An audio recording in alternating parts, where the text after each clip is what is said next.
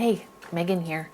So my last video, I showed you my whole YouTube studio setup and promised you that I would show you my actual workflow for YouTube videos. So I've been making videos for a long time and have added and changed and tweaked my workflow numerous times. There's actually an old video I have of my workflow that is fairly outdated now. So it's time for an update. So first, let me give you a run over of this. Right now, I have two brands, Megan Brame and the Beige House, that consists of 4 channels total. This one, and then the Beige House has 3 that are segmented based on topic. So for someone with ADHD, that makes a lot of work. And uploading consistently, even when I just had 2 channels, was a challenge. So doubling that makes it pretty hard. So I've tried to create a framework that will take this out of my hands as much as possible and ensure I stay on pace. FYI, not everything gets done the way I want it to. That's just on me, but we're doing the best we can, right? That said, I don't get it right every time, and I'll show you where I mess up later on. I'm hoping that this video can give you some ideas for new ways you can streamline your video setup if you plan to become a YouTuber. All right, let's get to it. Part 1, ClickUp. My ClickUp workflows hold everything I need to determine what stage I'm in for each video and helps me keep tabs. I use the board layout, but I'm sure the list feature is fine too. I like the boards better, and it helps me move each card through the process. Template is where I have all of the things that I reference often. So my elevator pitch, the template for each ClickUp card, commonly used affiliate links, things like that. Ideas is the first step for every video. This is where the card is first created before it can move through the process. If I have ideas on the go, I'll use Cast Magic to kind of flesh that out. But if I'm on my computer, then I just do it automatically in ClickUp. Once the idea is sort of vetted, that's when I'll go into the scripting process. And sometimes I'll write a really detailed script. This is if I have to utilize scientific research or reference something that I have to get the text right. But for most of the time, it's just a really rough outline. So then what I'll do is put my script into a Google Doc and toss that up on my iPad, which sits off camera. And once the script is ready, it's time to go into filming. But this is where I create the folder in Dropbox that becomes like the hub for each video. I have a template folder that I just copy and put into the relevant year that the video will be published. But now let's go into filming. Filming is done in bulk when possible, because even though I've reduced the friction as much as possible with creating a permanent setup over there, it's still difficult for me to find time or motivation some days to get going and film. And if you want a more in-depth overview of what's going on back there, click on this video. Next, it's time for editing. And I use Wondershare Filmora for my editing app. I've used iMovie, ScreenFlow, DaVinci Resolve, InVideo. I've tried a lot of them, and in the end, I like Filmora because it gives me easy access to B-roll effects and things like that. It's pretty much a one-stop shop, and that's why I like it so much. Again, if you see my 2024 goals video, then you know that my plan is to get a video editor this year. For now, this is the system that is working best for me. One of the things I really love about them is the AI function that will auto-detect and cut silences. That has made my life so much easier because it saves me a lot of time of having to go through the video and just cut. It gets it right about 99% of the time. Luckily, it's an easy fix in the editing timeline. For how much time it saves me, it is definitely a lifesaver. For this channel, once I'm done editing, I will export both MP4 files and MP3 files. For Beige House, it's just MP4, and I'll get to why in a minute. Next is upload. And this is when we're ready to send it to YouTube. First, I'll create a thumbnail in VistaCreate. And I have to admit, you've probably seen, I'm not the best thumbnail creator.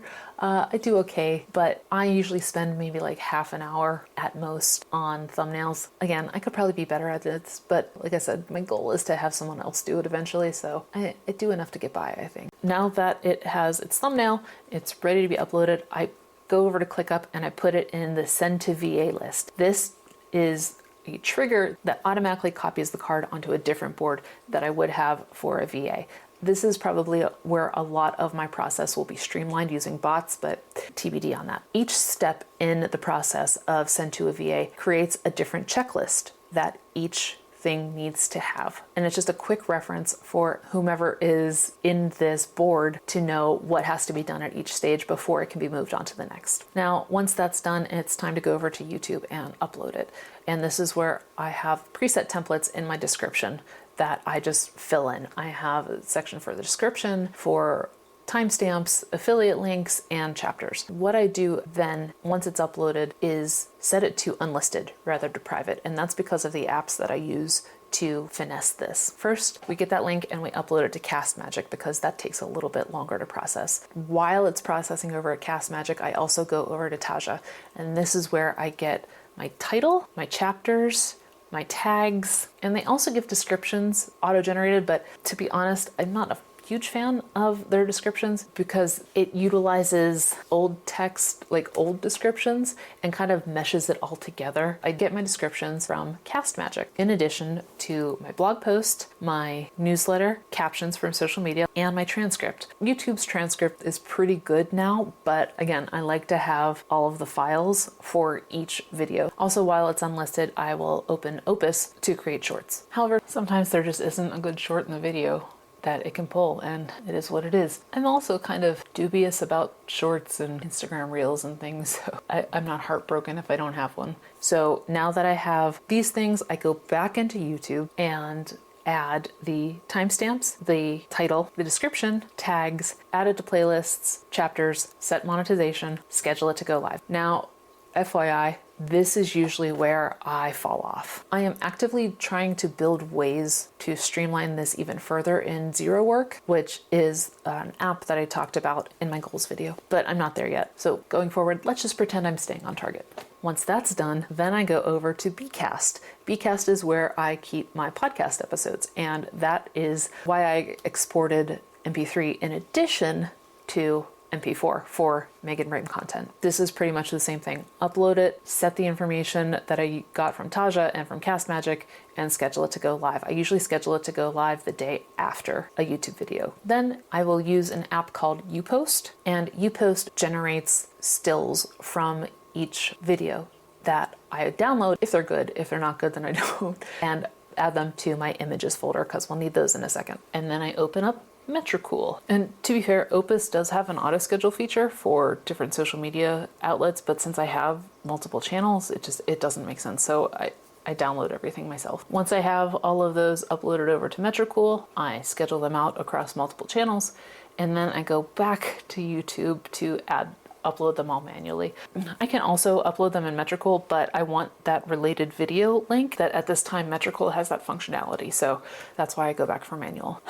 Next is the blog post. And that's why we got those images from Upost to add to a blog. Cast Magic will generate a blog post for me that I usually edit to make sure that it makes more sense and sounds like me. And that gets pasted into WordPress. I add affiliate links that are from the YouTube description. The images from Upost, I embed the URL for the actual video and the thumbnail for the featured image. Then I schedule that to go live. Once that's live, then we go to Pin Generator.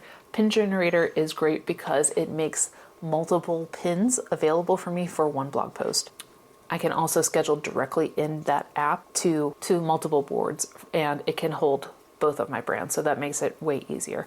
I will also download the images, put them in the folder, and add them as hidden images to the blog post with a WordPress plugin called Tasty Pins. From there, it's over to the weekly newsletter. I have preset templates for both brands and will pop in the YouTube URL, image, and then a quick little blurb about what's going on. And then the work is done. The ClickUp card will get moved over either to a completed section or to a board called additional timestamps. And this is for videos that need timestamps added for other videos that aren't live yet. Either they're in the planning stage or upload and I don't have the URL. So I was really bad with going back and updating videos with that kind of stuff. So at least this way I have a quicker reference. From there, now that I have all of that stuff, the folder is copied from Dropbox onto an external hard drive for backup and then archived in my Dropbox account. And that's it. That is the workflow for every YouTube video. I will also go in monthly, in my head ideally, in reality, and check stats,